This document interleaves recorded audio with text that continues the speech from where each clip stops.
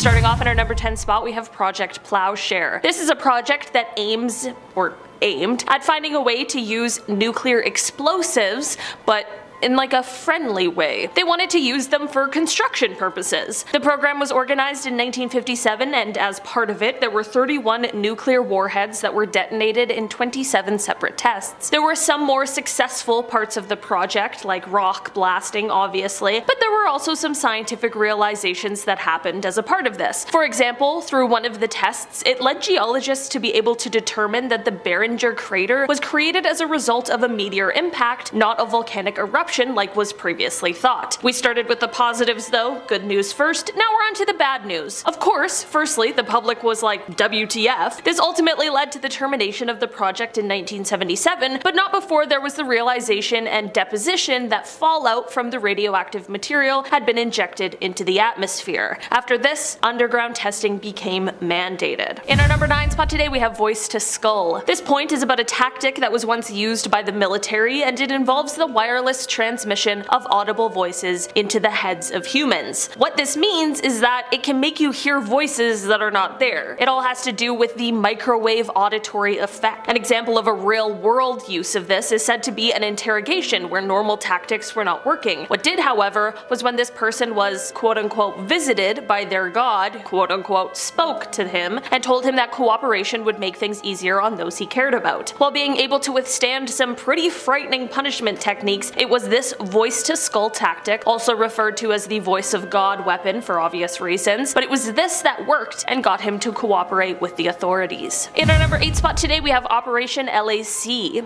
Operation LAC, which is short for Large Area Coverage, was a Cold War era project that involved the US Army Chemical Corps. Basically, it was a test that was designed to see whether or not it would be possible or feasible to taint a large area by dropping chemical agents from planes. To test this idea, they dropped quote, a myriad of microscopic particles from planes covering an area that is said to span from the Rockies to the Atlantic, from Canada to the Gulf of Mexico. So, yeah.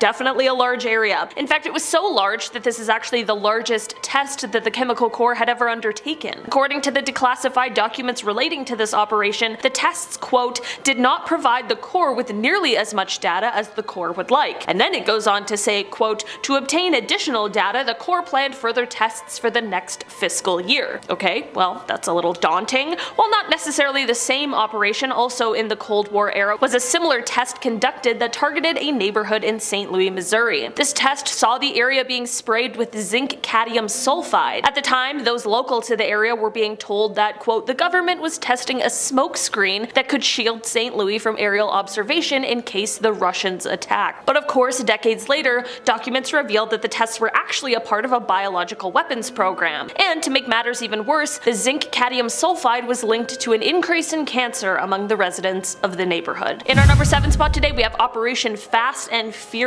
No, this is not another installment of the beloved franchise. This was actually a tactic that was used by the Arizona U.S. Attorney's Office and the Arizona Field Office of the United States Bureau of Alcohol, Tobacco, Firearms, and Explosives, or the ATF, and they were conducting a series of sting operations from 2006 to 2011. Basically, the idea for this operation was to allow licensed firearm dealers to sell weapons to illegal buyers, hoping to track the firearms down later to Mexican cartel leaders so that they could then arrest them. So not only did this not really lead to the results that they were hoping for, but it actually had terrible outcomes. Many of the firearms that were being tracked have been found at crime scenes on both sides of the United States-Mexico border, and one was even found at the scene where United States Border Patrol agent Brian Terry was killed. In our number 6 spot today, we have Cat Drop. Apparently, the United States Office of Strategic Services, once upon a time, decided that the very best and most sensible way to ensure that bombs that had been dropped reached their intended naval targets was to strap them to cats and then drop them from planes. I know, it's absolutely horrific, definitely not a plan that I came up with. They thought of this strange project because for some reason they thought that cats would just be able to avoid the water and instead direct themselves to the target. Strange in theory, catastrophic in reality. I guess that sounded like a pun. It was not a pun, no pun intended there. There of course is no way to prevent these animals from fainting midair, and if you were dropped from a plane suddenly with no parachute and a bomb strapped to you, you'd probably also faint, because what in the actual hell? Definitely one for the history books. We can all be thankful that this is not something that carried on for long. In our number 5 spot today, we have Operation Popeye. This is a program that was aimed at trying to control or modify the weather. It was a military cloud seeding operation that was carried out by the United States Air Force during the Vietnam War between 1967 and 1972. Basically, they wanted to figure out a way to use the weather to their advantage, and they wanted to try and extend monsoon season over certain areas of Vietnam so as to sort of disrupt the Vietnamese military. This would make it harder for supplies to be delivered, it would cause landslides, it would just definitely be a hindrance. Starting on March 20th, 1967 and continuing through every rainy season, this cloud seeding operation went on for years until all rain-making operations ceased on July 5th, 1972. This was of course a mostly classified mission for quite a while, and it took a while for the public to really be aware of what exactly was going on. But it likely isn't a coincidence that the operation stopped just 2 days after there was a publication about it in the New York Times. This led for there to be demands for laws to be passed about this kind of weather modification because it was quite an unprecedented tactic at the time. In our number 4 spot today, we have Operation Cottage. This operation was a tactical maneuver which completed the Aleutian Islands campaign in World War II, and it was a joint service assault on the island of Kiska. On August 15th, 1943, Allied military forces landed on the island with the aim to eliminate the Imperial Japanese forces that had occupied the island since June of 1942. Unbeknownst to the Allied forces, however, the Japanese forces had secretly abandoned the island 2 weeks earlier under the cover of thick fog using submarines and ships. So basically what I'm saying is that when the Allied forces landed here, they were unopposed. Unfortunately, that doesn't mean that no one lost their lives. There were around 313 casualties, which were a result of stray Japanese landmines, vehicle accidents, and a series of friendly fire incidents. Most of the friendly fire incidents were between Canadian and American troops as they mistook each other for Japanese forces as they came from opposite sides of the island. In our number 3 spot today, we have Operation Tiger. This operation was actually one in a series of large rehearsals for the D-Day invasion of Normandy, which took place in April of 1944. This project went horrifically awry, however, as coordination and communication problems led to there again being friendly fire. This led to an Allied convoy, which was positioning itself for landing, being attacked by E-boats from the Kriegsmarine, which resulted in 749 American servicemen deaths. The terrible happenings don't end here though, because like I mentioned, this was a part of D-Day and the invasion. This was incredibly secret, so no one reported on it at all, meaning the family members of those killed had no idea. After D-Day, it is said that even then, this was an event that was still quite minimally reported on. In our number 2 spot today, we have Acoustic Kitty. Apparently, in 1967, the CIA was spending millions of dollars trying to make cats into spies. I don't know why they chose the one animal that does not care what you want it to do, and I also don't know what their obsession with cats is, but alas, they did, and Project Acoustic Kitty was born. The project basically involved implanting electronic spy equipment into real living cats who would then be trained to basically eavesdrop on unsuspecting people. This Cold War era plan was intended to be used on those in the Soviet Union. The project had a whole slew of issues, of course, because cats get hungry and distracted, and unfortunately the first time this was being tested there was a catastrophic outcome. The project was of course cancelled, and the researchers said that they believed they could train cats to move short distances, but that, quote, the environmental and security factors in using this technique in a real foreign situation force us to conclude that for our intelligence purposes, it would not be practical. Probably could have told them that before they even tried. In our number 1 spot today, we have Operation Northwoods. This is an operation that comes from the time of the Cold War, and it has to do with the tense relationship that was seen between the United States and Cuba at the time. Operation Northwoods, should it have gone forward, would have been a project that saw violence committed against US and Cuban civilians, with the blame being placed on the Cuban government. Pretty messed up, right? These acts would include faked attacks of a high magnitude, the hijacking of planes, the sinking of boats, some really serious stuff. Basically, they wanted to harm themselves just to place the blame on Cuba, and they wanted to do this in order to justify an all-out war with Cuba. But thankfully, some people at the time had decided that this likely wasn't the smartest or best route to take, and the idea was scrapped. For a long time, this was hidden from the public until years later documents were revealed that showed this very dark truth. Number 10. Bigfoot has been around for hundreds of years. Now, some people think this is just a new phenomenon that has been made up, but there have been Bigfoot sightings and reportings for hundreds of years. It first started in Canada as early as 1884, 1904, when the British colonists, a newspaper in Victoria, Canada, published an account of a gorilla-type creature captured in the area. Other accounts followed, according to the Canadian Encyclopedia. Sasquatch book author John Green compiled a list of 1,340 sightings through the 19th and 20th centuries. Now, the fact that this has been around for years and years makes me question people's doubts. Number 9. Face to face with the beast. Lawyer Matt Moneymaker lives in Dana Point in Southern California, and in his spare time he leads the Bigfoot Field Researchers Organization, which is a network of more than 3,000 people who claim to have seen the Sasquatch. In the woods of eastern Ohio, he claims he finally came eye to eye with it. He recounted this story, saying, "It was 2 o'clock in the morning and the moon was a quarter full. Suddenly, there he was, an 8-foot tall creature standing 15 feet away, growling at me. He wanted me to know that I was in the wrong place." Now, although he leads the Bigfoot Field Researchers Organization, no one from the organization has been able to snap a clear picture of the beast. Everyone there has their own experience with Bigfoot though. Number 8. Whitehall Trail. In 1976, multiple witnesses, including local police and a New York State trooper, said they saw a man-like beast standing over 7 to 8 feet tall and covered with hair. A blurry photo was taken from a Whitehall Trail cam in 2010, and it is among hundreds of reported Bigfoot sightings across the state. Whitehall has its own Bigfoot event, the Sasquatch Calling Festival, with a competition for the best Bigfoot calls to attract the elusive animal. Bigfoot has reportedly been sighted in many other places, including Washington State in 2020, which kept the hope alive for the enthusiasts across the US. A Mayville, New York resident, Peter Weimer, told WGRZ that he's heard from 45 eyewitnesses who claim to have seen the Sasquatch in the area around Chautauqua Lake, located 60 miles south of Buffalo. "There are 100 or more witnesses in Chautauqua County that aren't talking to me," Peter told the TV station. Now, according to WGRZ, the county is packed with dense forests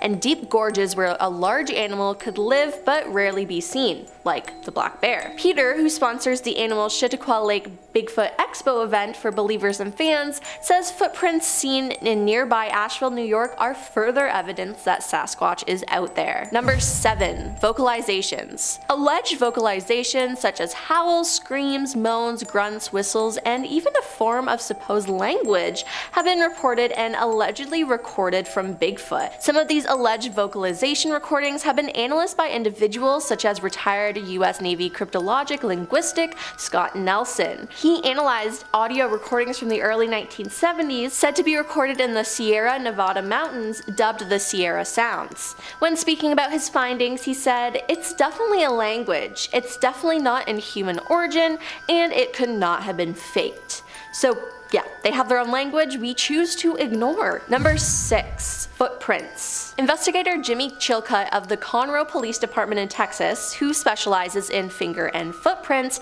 has analyzed more than 150 casts of Bigfoot prints that Meldrum, the Idaho State professor, keeps in a laboratory. Jim says one footprint found in 1987 in Walla Walla in Washington State has convinced him that Bigfoot is real. He said, "The ridge flow pattern and the texture was completely different from anything I've seen. It certainly wasn't human and of no known primate that I've examined. The print ridges flowed lengthwise along the foot, unlike human prints which flow across. The texture of the ridges was about twice the thickness of a human, which indicated that this animal has a real thick skin." Now, number 5. Bigfoot-like creature found. Showman Frank Hansen exhibited the Iceman, a Bigfoot-like creature encased in ice at the International Livestock Exposition in Chicago. This relic of the Ice Age was found in the waters off Siberia. In December 1968, Bernard Hillevmans of Royal Institute of Natural Sciences of Belgium examined the creature in a trailer in Minnesota. They said, "We consider this to be a genuine and unique example of the most priceless specimen." In a scientific journal, Bernard declared that he discovered a new species of man. In April 1969, the Smithsonian appealed to the FBI Director J. Edgar Hoover for help. Hoover declined, citing the absence of a violation of a federal law within our investigation jurisdiction. It's reported that the US Customs would look into it, the body. After all, it was supposedly imported. Meanwhile, Frank put a model of the specimen on display. Number 4.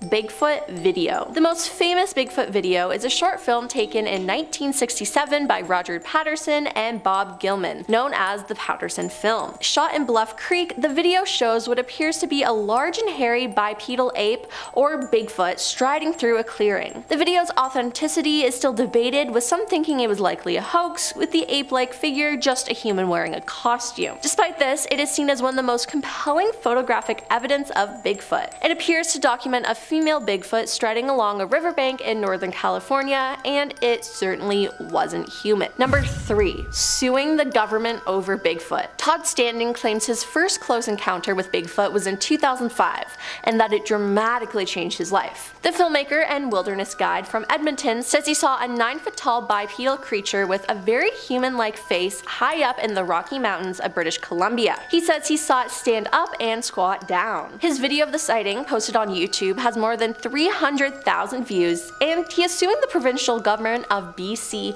in an effort to prove the existence of Bigfoot in court. He says that provincial wildlife officials are turning a blind eye to his findings. His lawsuit calls for a judge to declare that Sasquatch exists and for a wildlife official to accompany him on a 3-month hunt for one of the creatures. He said, "I've seen Sasquatch so many times, I mean over 50 times. I filmed them 8 different times." He claims fish and wildlife officials are deliberately ignoring his findings, which do not include any actual specimens, living or dead. They won't look into the evidence, so that's why he must go to court to prove it. Number 2. A Bigfoot study. A Bigfoot study called the Sasquatch Genome Project was led by genetic scientists. It was a 5-year study and took almost $500,000 to fund. The group followed a mother and daughter Bigfoot in Kentucky, and they claim there's thousands of them in the USA. The group captured videos and photos as evidence, but they also acquired DNA. The DNA has given them a theory that this creature is a hybrid of human. The DNA was sent to UT Southwestern, New York University, and North Louisiana Crime Lab. The results came back as human, but others did not. The scientists say whether you want to accept it or not, they have found proof that Sasquatch is a human relative that arose approximately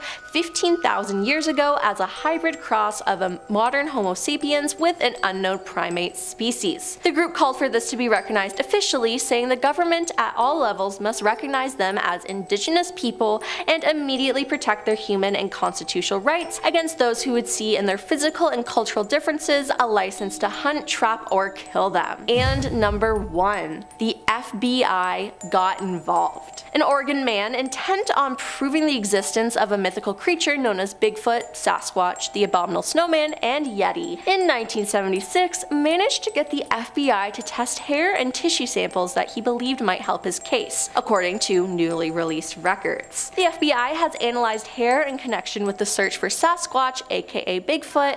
An internal FBI memo noted in February 1977 said, "The man who spurred the analysis, 93-year-old Peter Brine, told CNBC that he hasn't given up hope proving that Bigfoot is real, if exceedingly rare creature." FBI agent wrote back to Peter saying, "We will examine the hairs and tissue mentioned in your letter." It was the first time that the FBI apparently tested a sample of hair to see if it was Bigfoot, according to the records, which contained photocopied images of the hairs. The FBI said the examination of the hair concluded a study of morphological characteristics such as root structure, medullary structure, and cuticle thickness in addition to scale casts. Also, the hairs were compared directly with hairs of known origin under a comparison microscope. At the end of all that, it was concluded as a result of these examinations that the hairs are of deer family origin. The hair sample you submitted is being returned as enclosed in this letter, it said. Was it really deer hair, or were they covering up the fact that it actually was Bigfoot? The fact that they even tested the hair is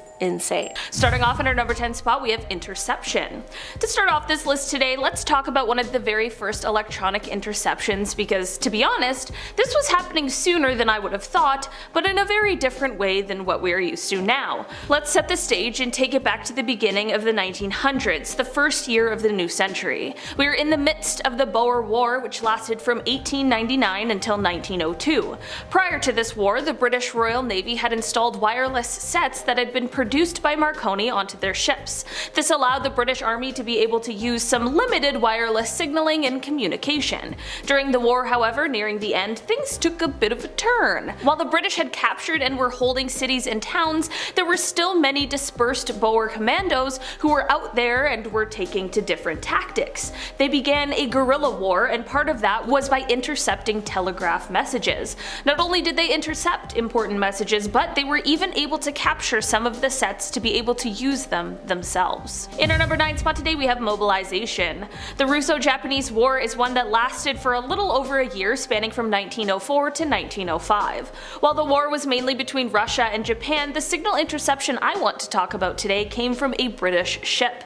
As the Russian fleet was preparing for conflict with Japan in 1904, a British ship called the HMS Diana was stationed in the Suez Canal. This canal is located in Egypt and it connects the Mediterranean Sea to the Red Sea. While stationed here, the HMS Diana ended up intercepting Russian naval wireless signals that were being sent out. These signals were apparently intended to signal for the mobilization of the fleet. In our number 8 spot today we have the BBC. So for this one we have to be on the same page for what a numbers station is.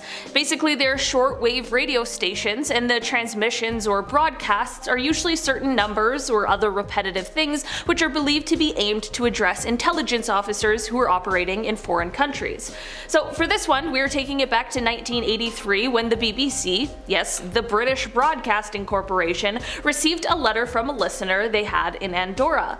This listener had written into the World Service Waveguide program to complain that during her attempt at listening, she was interrupted by a female voice that was reading out numbers in English, and she wanted to know what this interference was. While the corporation gave a regular, non-sinister answer to the confused woman, after more research was done into the case, people aren't quite convinced. Many people who know much more about these things and recognize the patterns seen in number stations are fairly certain that this interruption was a numbers station that was being broadcast on a random frequency that just happened to intercept with this woman's BBC program. In our number 7 spot today we have the Duga radar. So for this one we are talking about a huge missile defense radio structure called Duga 3. This structure is suspected of having been wildly over budget, and it was the source of many complaints after it was built. The systems were extremely powerful and broadcast in short-wave radio bands. They would appear without warning and sounded like a sharp, repetitive tapping noise,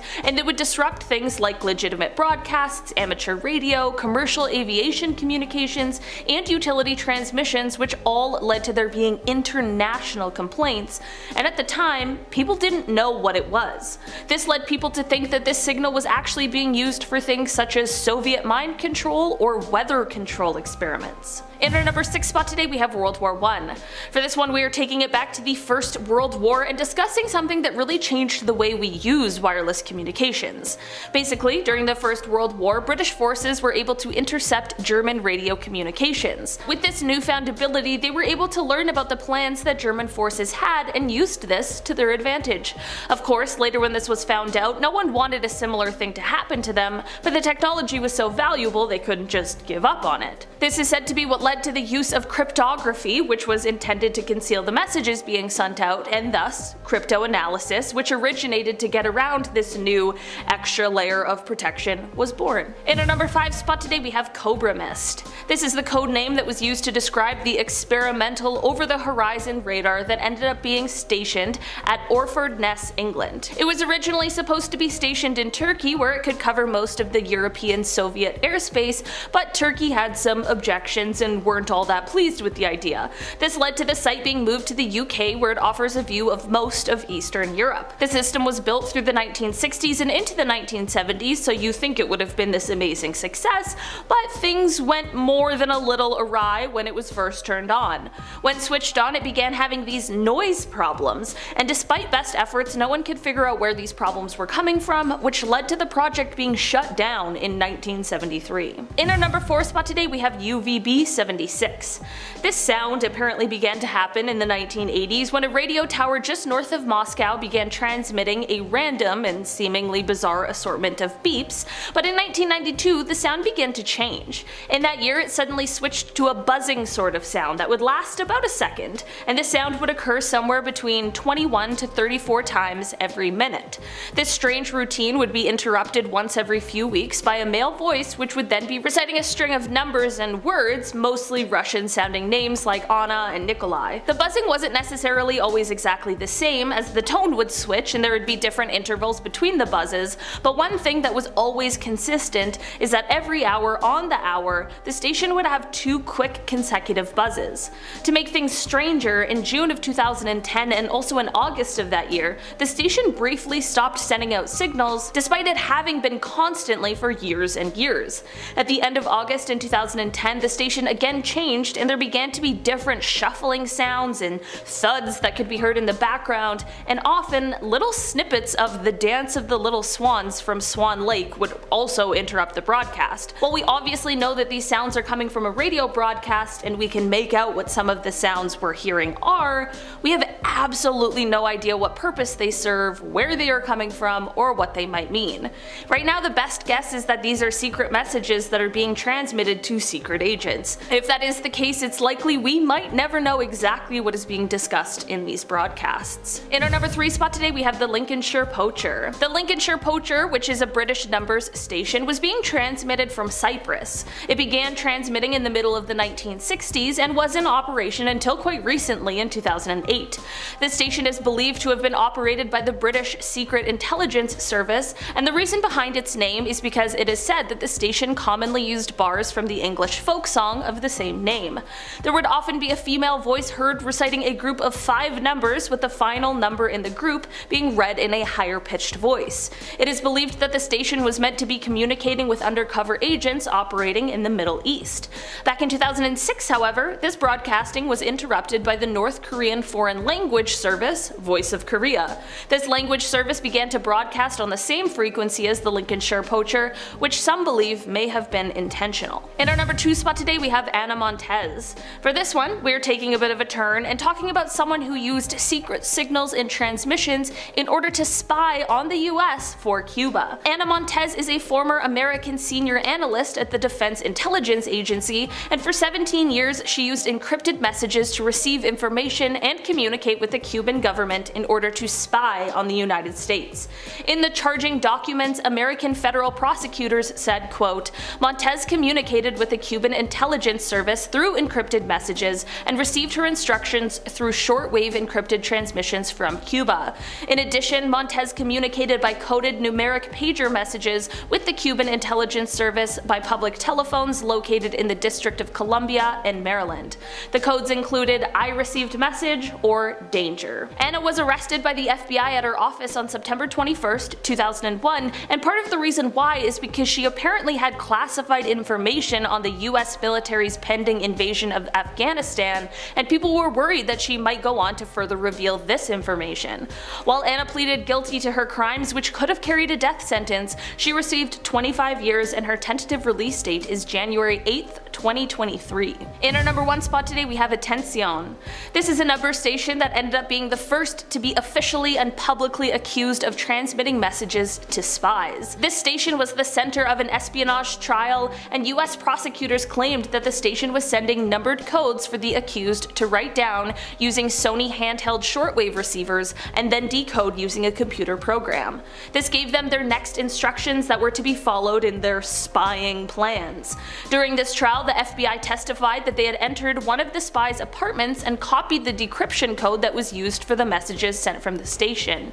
Using this code, they were able to unveil the secret messages being sent out, which they read in court. Kicking off the list at number 10, nuclear secrets. Today's technology, it's getting faster, it's getting better, it's getting harder, it's getting stronger, right? All the good stuff. I'm learning more from Wordle than I did in high school, okay? But how secure are these study apps? That's the $1 million question. A year ago, we quickly saw how a flashcard app could expose expose nuclear secrets. Yeah, this is a big one. Nuclear bases around Europe are housing US troops, and while they're there studying, they're using online flashcard apps to remember complex security codes. Makes a lot of sense. They would use common sites such as Quizlet, Cram, CheckPrep, etc. There's one set of 70 cards, again holding top secret information, titled Study, with an exclamation mark. Study! There we go.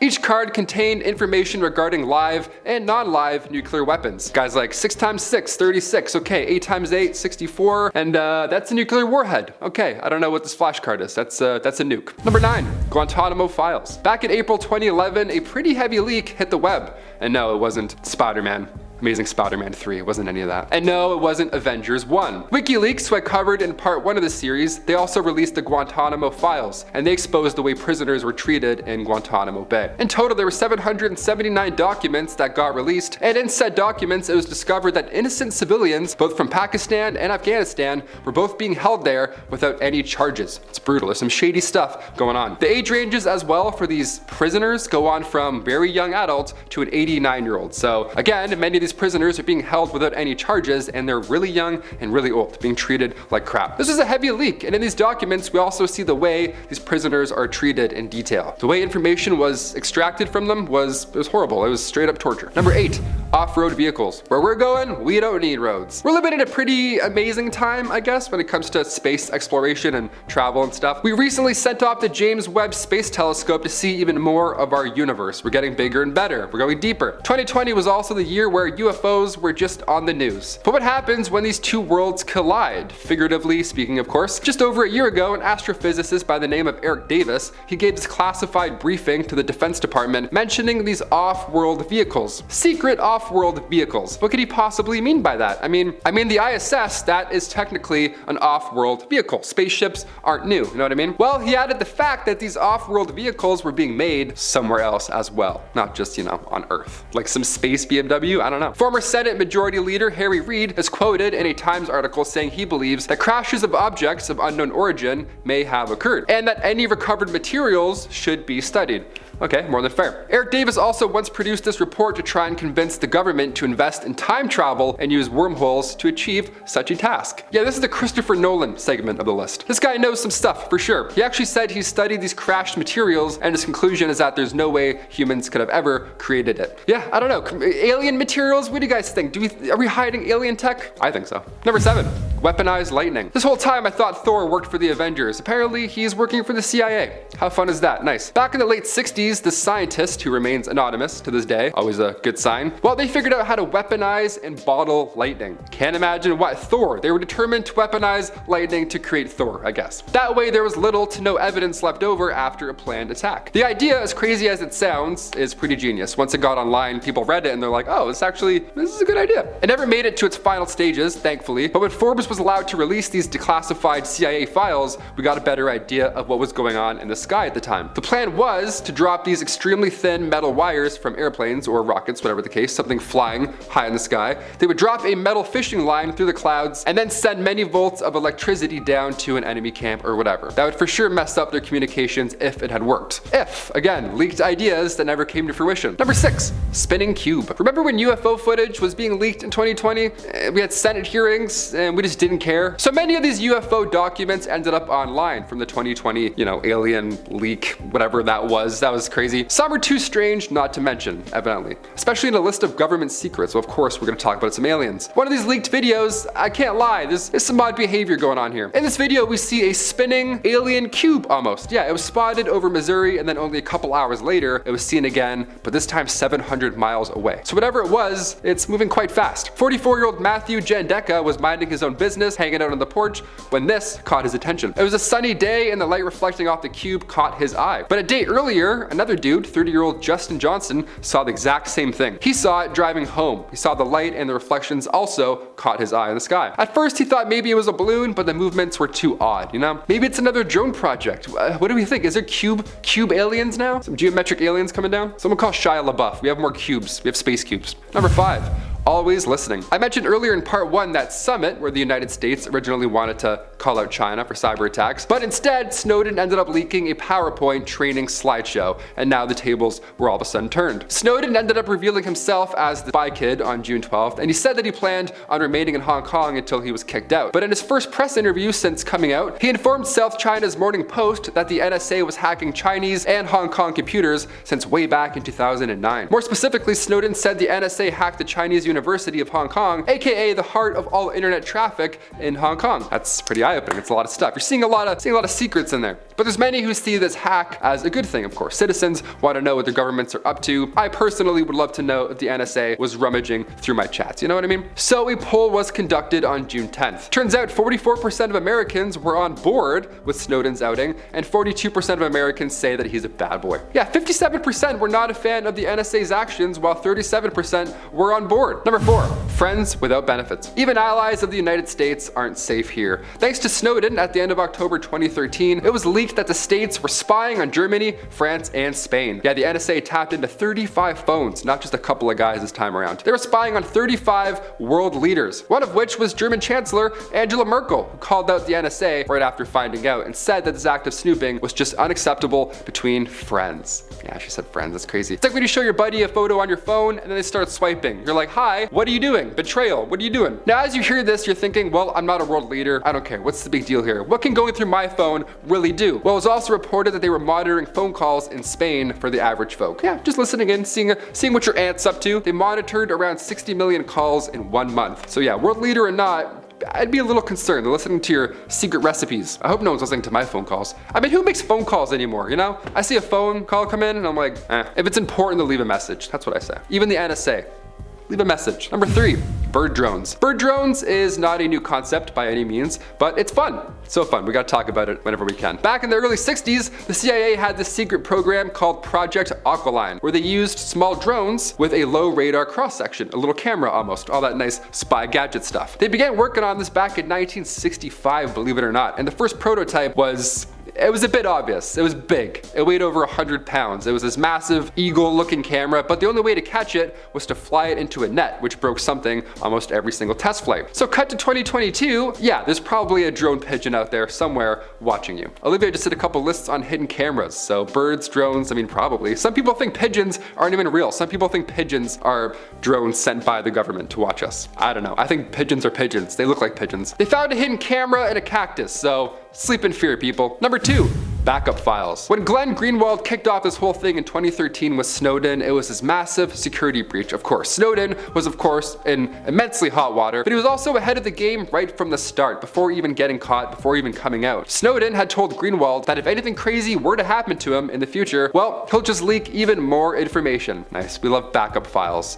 You got dirt? Well, I got more dirt. Everyone's dirty. If Snowden was unable to access these encrypted documents on one of his 4 laptops, then it was set up to automatically send said private documents to higher ups and keep it going, aka the people directly involved would still stay out of the picture. On top of that, Snowden reminded The Guardian that he has many more secrets to spill, specifically the NSA's surveillance systems. Yeah, this is why you make backups, people. Duly noted, Snowden. I put this backup script in another Google Doc, just in case the NSA comes around. And finally, number 1, Pine Gap. Going to the land down under for this one. Sorry, I said under. Should have said under, but I like it. Australia's fun. Pine Gap is a secret military compound built around the Cold War. It's been described as Australia's Area 51. Australia's Area 51? Area 51? I don't know. I love Australian accents, but I can't do them. I can't do it. I don't like spiders either. All we know, the secret base, this mysterious island, was revealed back in 2013 thanks to, you guessed it, Edward Snowden. This guy releases everything. We need another Snowden to come around. This guy's the OG. Turns out this island is not a resort. In fact, it's actually a satellite surveillance base that runs espionage operations. The NSA uses this facility for global interception, and they also collect internet and telephone communication records.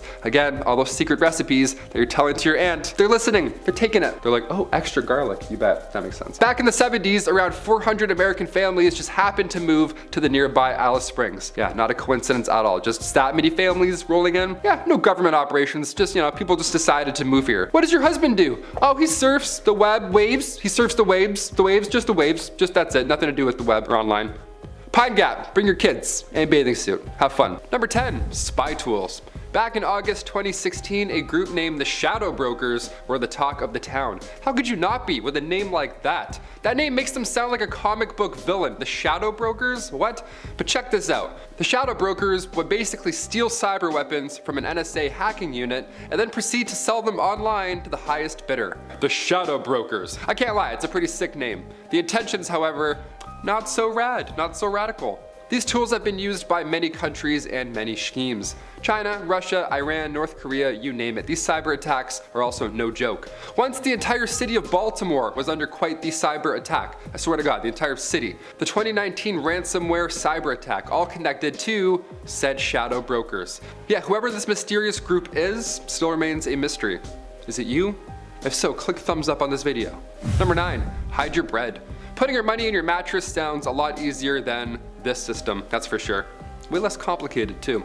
Back in 2016, journalists all over the world were looking into what's called the Panama Papers, a plethora of leaked documents. Now these all came from a law firm, Mossack Fonseca. The operation here was that the firm would help the super rich hide their money in these offshore tax havens. And before you ask, yes, they got caught and this whole thing was, of course, shut down. In total, there were 140 politicians from 50 countries who were all busted, including the Saudi Arabian Crown Prince Mohammed bin Salman and Iceland's former Prime Minister Sigmundur David Gunnlaugsson. Yeah, y'all guilty. And we found out. Just be rich. Just be rich and do the things you have to do when you're rich. Don't hide your money. Number 8, SIM cards.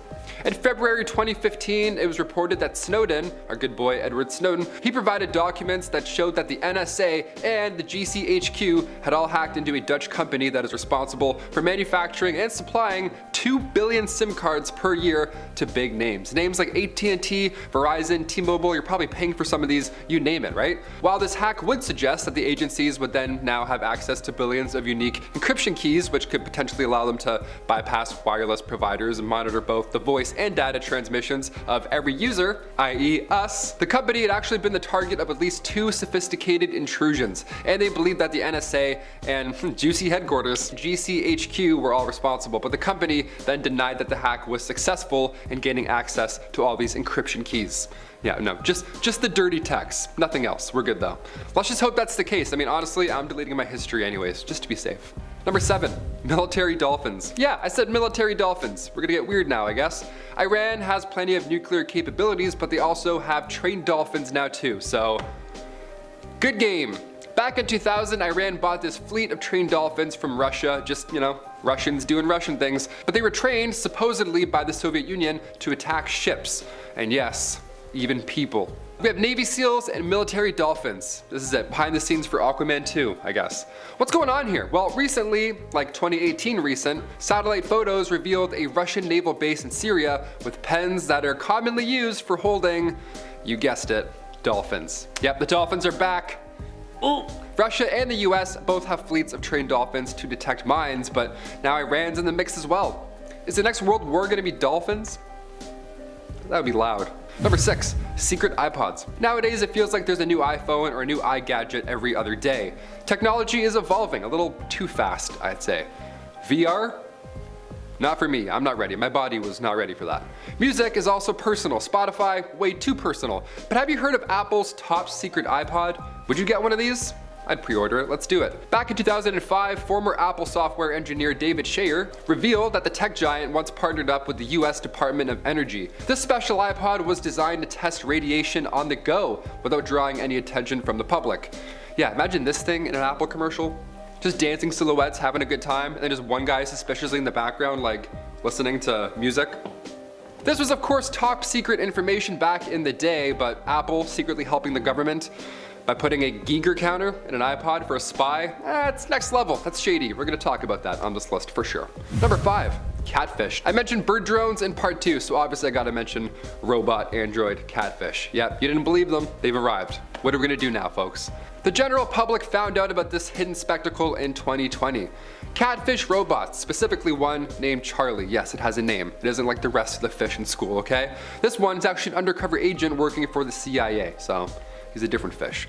This all initially happened back in the 90s when the CIA was trying to collect water samples, obviously in secret, so they would send Charlie Chaplips upstream by using wireless communications. That was their high-tech, that was their James Bond plan, believe it or not. And yes, this was high-tech stuff at the time, all hidden inside the 60-centimeter long catfish. Sometimes spy tech is cool, you know, like a secret iPod, that's neat, we like that. This was not one of them. I don't think Charlie will make an appearance in the next Mission Impossible movie, you know what I mean? I don't think Tom Cruise is gonna send up a robotic fish. Number 4, caller ID.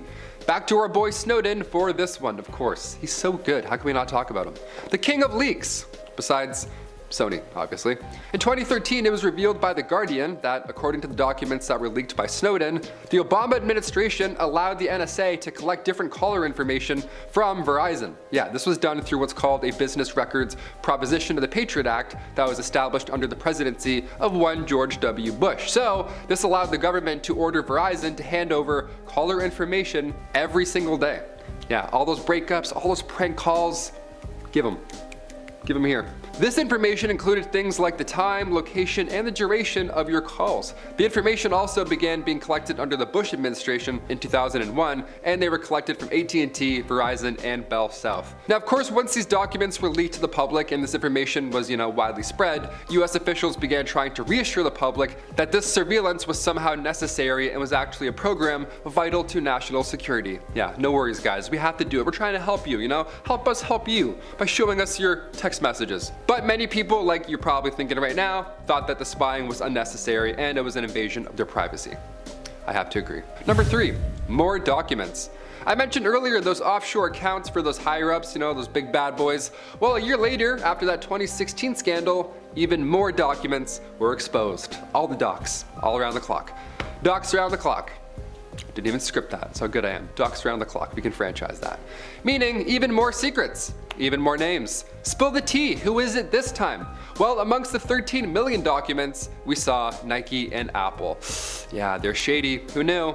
They had around $250 billion hidden in offshore accounts. On top of that, there were financial connections to the literal Queen of England and Justin Trudeau. Yeah, our Canadian lad. We got mad at him a lot for going to his cottage the last few years.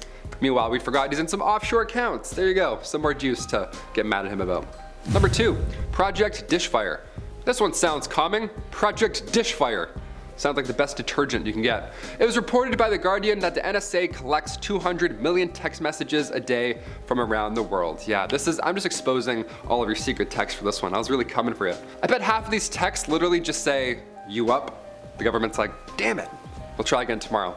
They would then use these messages to pull the details of its user. Location, time, contact information, and credit card details. Stuff you don't want out there to anybody, especially people wearing dress shirts. Ugh, the worst. It was also reported that the NSA also provided British intelligence agencies with all of that data, just without the actual context of the text messages, that's comforting. Basically, they have all this data, and at any point they could extract anything they wanted, like older purchases, past travel plans, past financial transactions, all your contacts, regardless of whether or not you're being investigated for anything at all, just because they feel like it. Yes, this sounds illegal, unethical, and quite shady, and it really was. All this happened right before former President Barack Obama gave a speech about proposed policy changes in response to the Snowden leak, so the timing couldn't be more crucial. And finally, number 1, VX gas. The government using gas to take out targets. What is this, Mission Impossible? This is scary. I won't be able to sleep after this. What am I writing? VX gas is tasteless and it's odorless. It can take you out just by skin contact alone. The nerve agent VX is of course extremely illegal as well, obviously. It came from ICIS research from the early 50s when developing new insecticides. And it worked a little too well, I'd say, and it was swiftly and thankfully outlawed. But the bell can't be unrung now, can it be? This was the same nerve gas that was used to take out Kim Jong-nam back in 2017. That was a new revelation we discovered. We're like, oh, it was this gas. That's terrifying. Yeah, he was attacked at an airport. 2 people rubbed a cloth on his face, that's all it took. It was covered in VX, and then he died on the way to the hospital. He had a seizure. How scary is that? Initially, officials thought cyanide was used here, but in reality, it was only 10 milligrams of VX. So far, that's the only confirmed case of VX being used to take somebody out. Again, the only one we know so far, so Sleep in fear, that's all I'm saying. Kicking off the list at number 10, the Insectithopter. Great, now I gotta be paranoid that the government is spying on me through bugs. Sick. The Insectithopter is a dragonfly-looking robot. It was created back in the 70s, long before we were filming bowling alley videos with drones. This was a huge step in technology, believe it or not, but they unfortunately can never figure out how to beat those crosswinds. This Insectithopter is currently on display at the Washington International Spy Museum. Its flight range was around 650 feet, which isn't bad at all considering how long ago this tiny tech really took flight. It could only stay in the air for about a minute, and then at that point it was just a hidden camera that looked like a dragonfly, perched anywhere you felt like. That audio video could be fed back to a short distance to, you know, a spy hiding in a nearby bush or something. If you're thinking, this sounds pretty practical, was this used often? Well, we don't really know, that's the best part of it. The dragonfly was also gas powered, so there was excess gas shooting out of this thing's ass. Yeah, I would notice this thing for sure. Number 9, catfish. I mentioned the Insectithopter, so obviously I have to mention the CIA's robot catfish. It's so specific for one job. Obviously this is not going to be used that often. What's the deal here? Okay, Charlie, yes of course it has a name, isn't like the rest of the fish in school. He's actually an undercover agent working for the CIA. This was the 90s when the CIA was trying to collect water samples in secret. So they would send Charlie Chaplips upstream by using wireless communications. And that's it. He didn't like shoot lasers at people or anything. He was just a cool looking fish. He was busy, he had a job. He clocked in, clocked out, he's a family man. The inside of the catfish was chock full of high-tech 90s submarine tech. There's a pressure hull, a ballast system, the whole thing all stuffed inside this 60-centimeter long catfish. Sometimes secret tech is cool, sometimes it's literally just this. It doesn't even look like a fish. Like they could have painted this definitely some more before they put it in the final drafts. Imagine this thing being the main device in a James Bond movie. How dumb would that be? Imagine he used this in the climax of Spectre. I'd see it again right away. Number 8, lightning. It's pretty difficult to catch lightning unless you're a witch or Ben Franklin. I'd say just don't attempt it. Can you believe at one point lightning was actually being stored as this secret weapon? Like it was a project? Lightning was a project for a weapon. Yeah, I guess Thor works for the CIA now. That's neat. Back in the late 60s, these scientists who remain anonymous, great, that's a good sign, can't imagine why, Thor, I guess, they were determined to weaponize lightning. That way there was little to no evidence left over.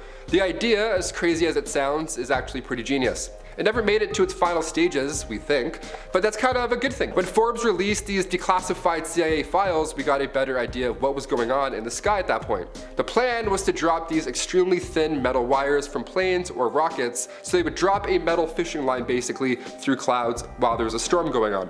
This sounds like a Looney Tunes heist. This sounds insane, but I think it may have worked. Sending that many volts of electricity down to an enemy camp, that would for sure mess up their communications if it worked. If. Number 7, secret iPod. Remember listening to your iPod Nano on the bus way back in the day? Your friend was sharing one headphone and then an embarrassing song came on and you're like, oh shit, that's just my sister's, sorry, we all share it, LimeWire. Music is personal. Spotify is almost too personal, some would say. But have you heard of Apple's top secret iPod? Yeah, you can listen to Bruno Mars while you search for smuggled uranium. Finally, it's about damn time. Best of both worlds. Back in 2005, former Apple software engineer David Shayer, the tech giant, they partnered up with the US Department of Energy. This special iPod was designed to test radiation on the go without drawing any attention from the public. Imagine this thing in an Apple commercial, just dancing silhouettes, having a good time, and then one guy's like, huh. Number 6, off-road vehicles. Where we're going, we don't need roads. All right, we're living in a pretty amazing time when it comes to space exploration. I'll clear that up real quick. Later this month, we're sending deep space telescopes off planet to see even more of our universe. 2020 was also the year where UFOs were just on the news, so that's neat, I guess. But what happens when these two worlds collide? Figuratively speaking, of course. Last March, an astrophysicist by the name of Eric Davis, he gave this classified briefing to the Defense Department mentioning these off-world vehicles. Okay, so you're thinking off-world vehicles, yeah, the ISS is technically one of those off-world vehicles. Spaceships aren't new there, bucko, good try. Well, he added the fact that these off-world vehicles were being made somewhere else, not on Earth. See, former Senate Majority Leader Harry Reid is quoted in the Times article saying that he believes that crashes of objects of unknown origin may have occurred and that any recovered materials should be studied. Should, big word there. Eric Davis also once produced this report to try and convince the government to invest in time travel and use wormholes to achieve such a thing. So this guy knows some shit, for sure. He said he actually has studied these crashed materials himself, and his conclusion is that there's no way humans could have ever created any of these things. What do you think? Do you think we're studying crashed alien ships, or is this just a bunch of bogus? Let us know down below, you believers or non-believers. I'm genuinely curious. Is this a thing? Number 5. Welcome to the Himalayas. This is a pretty wild theory as to why the ice caps are really melting in the Himalayas. I'm not sure you're ready for this one, so buckle in.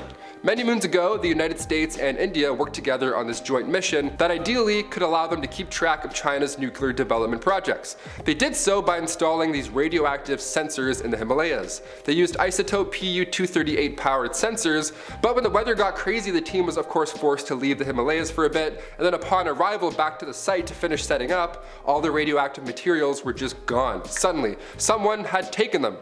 Locals still believe that the reason the mountain caps are melting today is because of these plutonium devices still lost somewhere in the region. I panic when I lose my phone, let alone plutonium. We gotta figure this one out. Number 4. Military dolphins. Yes, I said military dolphins. We're gonna get weird at this point in the list. Iran has plenty of nuclear capabilities, but they also have trained dolphins now too, so good game, folks. Back in 2000, Iran bought this fleet of trained dolphins from Russia. Just Russians doing Russia things, you know? But they were trained supposedly by the Soviet Union to attack ships. And yes, of course, even people. They'll just headbutt their shit. We have Navy SEALs, and now we have military dolphins. Is this Aquaman 2? Feels like Aquaman 2. What's going on here? Well, recently, and I mean 2018 recently, satellite photos revealed a Russian naval base in Syria with pens that are commonly used for holding, you guessed it, dolphins. Yeah, Russia and the US have a fleet of trained dolphins to detect mines, but now Iran is in the mix too. Just dolphins everywhere. It's like military. Are we running out of dolphins? What's going on? The war on dolphins has to end. Number 3, private island. After watching the Fire Festival documentary, I'm never going to any cool island ever, period. Either dinosaurs will be there or Ja Rule. Either way, it's gonna be a bad time, it sounds like. Niihau, Hawaii, the smallest inhabited island, looks like a paradise from above, but we'll never know what it's like down there. Absolutely no tourists are allowed, no outsiders are allowed at all. It was sold by Hawaii's King Kamehameha back in 1863 to the Robinson family, but as of 1915, no outsiders were allowed in. There's about 130 people there now who are currently living without plumbing, without telephone lines, running water, all that good stuff. Even today, the island is still off bounds. What do you think they're hiding there? I mean, the Coast Guard is always patrolling the island too, so there's definitely something that we're missing. What do you guys think? Let us know before. Let us know before? Let us know before! I don't know, before something happens. Number 2, Berlin bust. Queen Nefertiti, aka the lost queen of Egypt, she had a pretty wild ride, especially when Germans came into the picture. Perhaps one of the most popular ancient sculptures of all time was found on December 6, 1913. German archaeologist Ludwig Borchardt found this bust of the lost queen on the floor of the Royal Sculptures Workshop. Now this figure has some unforgettable details. I mean, first of all, she's breathtaking. The blue, she looks like literal treasure. It was clear that this was the Queen Nefertiti right from the start. The German team split everything when they found it. They split it with the Egyptian government, so currently this bust is being held in Berlin. It draws in about 50,000 visitors a year to Berlin's Neues Museum. A little piece of Egypt all the way over there. Now, a fun little fact about the bust, back in 2009 there were scans done to it, and it's revealed that underneath the painted layer is limestone carving of a woman, so detailed that you can see the wrinkles in her cheeks. There's even a bump on the nose. That's how good it is. Back in 2016, these two artists secretly 3D scanned the bust of the lost queen, and then they straight up released the files online like a free download. The future is here, I guess. That's a little invasive, but we'll take it. And finally, number 1, the Black Tomb. Back in 2018, remains were found by archaeologists. They found this massive black granite sarcophagus in Alexandria, and it hadn't been touched in over 2,000 years. So we decided to open it. Just cuz. They opened it and found 3 skeletons. Nice. 3, all for the price of 1. Oh, I'm gonna throw up. They also found this brown, reddish sewage water inside. You know, yeah, I don't wanna explain it. You know, half of them were expecting gold of some sorts, and then they opened it and they're like, oh, come on. They opened it 2 inches and the smell was so foul, everybody ran away. They couldn't even breathe. They needed gas masks just to go back and take a peek. What a red flag. 9 feet long and 5 feet wide, it was just a big granite bathtub full of bones and goop.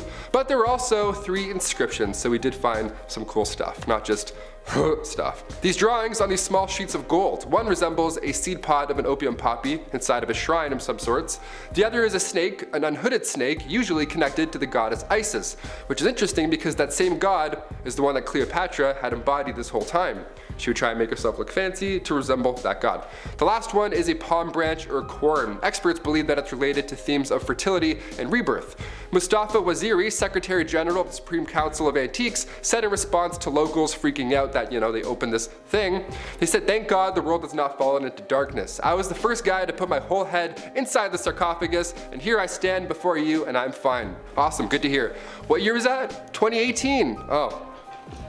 In our number 10 spot, we have Ulysses S. Grant. Apparently, Ulysses is known for being a bit of a badass in his time, but also, what you may not know is that he was actually a bit of a scaredy cat. How relatable. Same, Ulysses. Me too. But honestly, no wonder the government kept that a secret, because if the public knew that he dealt with being afraid of a lot of things, it wouldn't have reassured them that they had a strong, fearless leader running their country. Apparently, he had so many fears, including not being able to look at a single drop of blood. I hope he never had to go to war. Poor guy. Honestly, I feel fate when I see blood too, so I feel very understood right now. In our number 9 spot, we have secret affairs. It is no secret that JFK had an affair with Marilyn Monroe, and Bill Clinton allegedly had his affair, but honestly, let's not be so naive as to think that they are the only ones. Apparently, Lyndon Johnson was allegedly known to be quite the ladies' man within the Oval Office, and for decades there have been rumors of presidents that were also in the closet about their sexuality. But still, most of that is,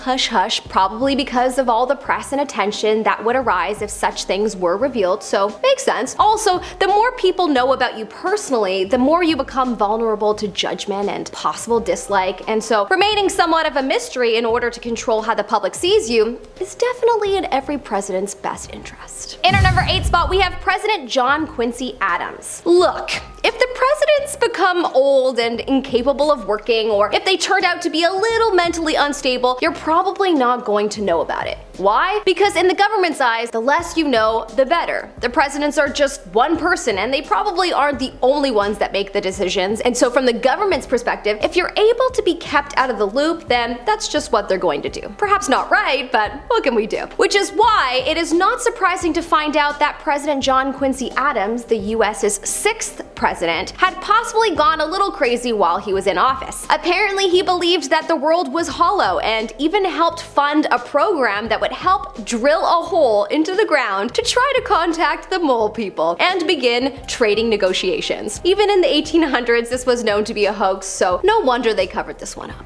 In our number 7 spot, we have George Washington. As great as he was for the American people, apparently one thing that he kinda sucked at was war. Apparently he was not a good military commander, and when it came to strategy, he lost every major battle that he fought. Apparently once, when he was supposed to capture a French fort, his men accidentally open-fired on a British unit. Oops. His poor commander skills would have probably hindered the public's perception on how he was an exceptional leader, so it was probably best that the public didn't know about this. It makes sense as to why the government protected this secret. He ended up being what's something to be one of the greatest presidents, so that was probably a good decision. In our number 6 spot, we have political clubs. Look, it's no secret that so many presidents and political figures have been tied to clubs and cults and groups, and they have been accused of some pretty unfathomable things. But does that mean every president and political figure is a part of them? Of course not. Regardless, there's no proof, and we can only speculate based on evidence we have, and the evidence is limited. There are pictures, though, of some of the past presidents being a part of specific clubs, such as President Ronald Reagan and Richard Nixon on Robbins Island, where there was believed to be a cult-like club on that island at the time. But who knows? That's kind of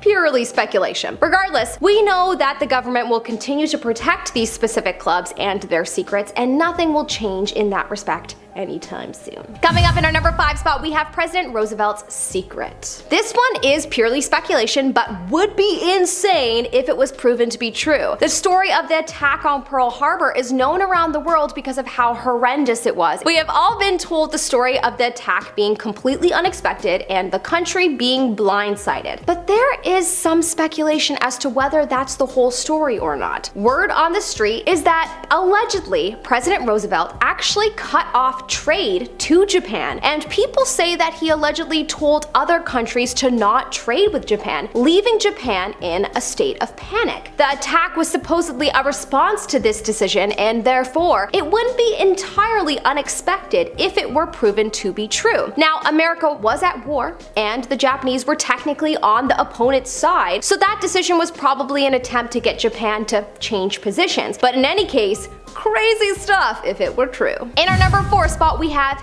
TV programs are.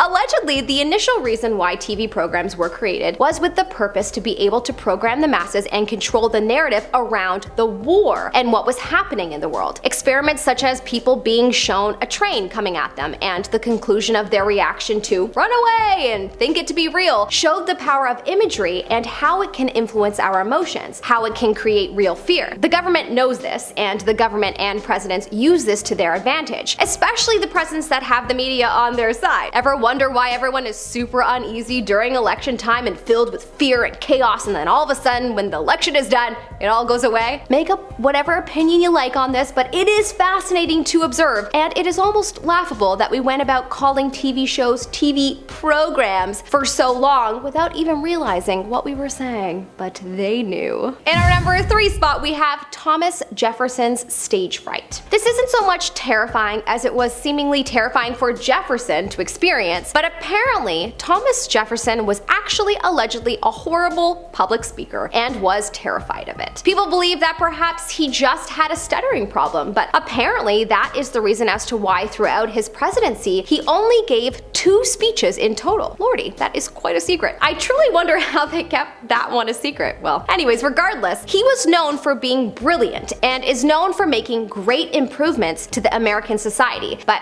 who knows? Maybe if that was common knowledge, the public may have been hard on him for it and he might not have done as good of a job. So maybe it's best that we didn't know. In our number 2 spot, we have restricted areas. Okay, this is another obvious one because obviously the governments of the countries of the world are protecting all of the restricted areas in their countries, including the secret presidential hideaways which we know exist. But in any case, there are restricted areas around the world such as secret bunkers for the presidents, but also a whole town called Mercury in Nevada, Area 51 in Nevada, North Base Secret Base in Canada, Menwith Hill Royal Air Force Station in the UK that's leased to the US. So many restricted areas around the world with secrets that I'm sure we can't even imagine. The potential things that lie within these secret places is hard to imagine. I bet you there is just so many things that would blow our minds, and I'm not just talking about secret presidential affairs that I'm sure happen. We're talking aliens, obviously. Coming up at our number 1 spot, we have the Presidential Book of Secrets. Allegedly, there is a book of secrets that has been passed down from US president to US president over the years, and it was revealed in the popular movie National Treasure, one of my personal favorites, not gonna lie. This is a book that is allegedly hidden in the library at the White House, and only the librarian knows of its location, in case, something happens to the president. President Obama hinted at this book being real on a talk show interview once. Some speculate that it was complete sarcasm, but on another occasion, he did say that Donald Trump would learn a series of deep secrets when he got into the office, so that's suspicious. Regardless, if it was real, he's not about to reveal that to us because it's a secret. Duh.